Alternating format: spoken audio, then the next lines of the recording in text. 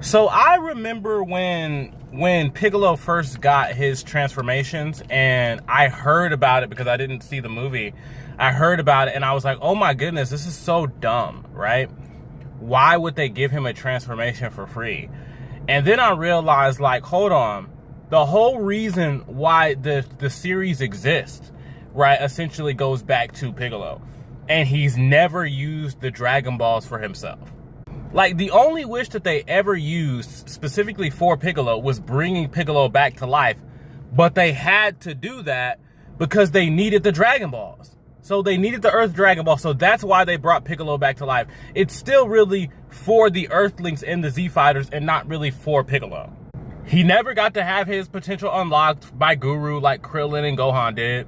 I mean, for him to be introduced into the series in kind of an evil way, he never really did anything for himself throughout all of Dragon Ball Z. So him being the reason why y'all get to make all these wishes, I was okay with him being able to have a relationship with Shenron to where he gets something for himself.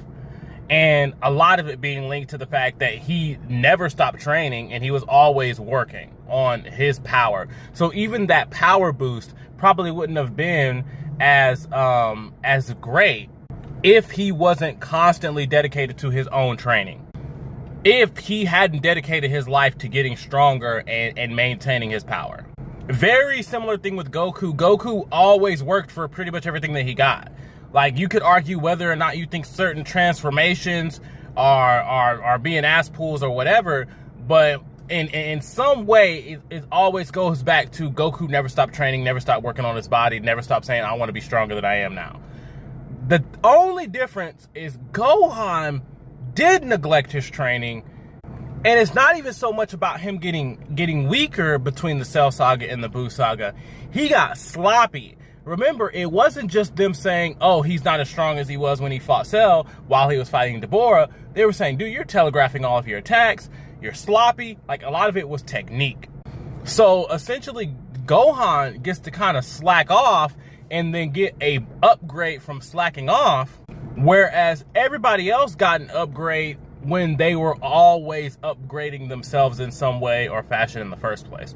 So those what I think the differences are, but ultimately everybody got a little something tossed to them in this regard.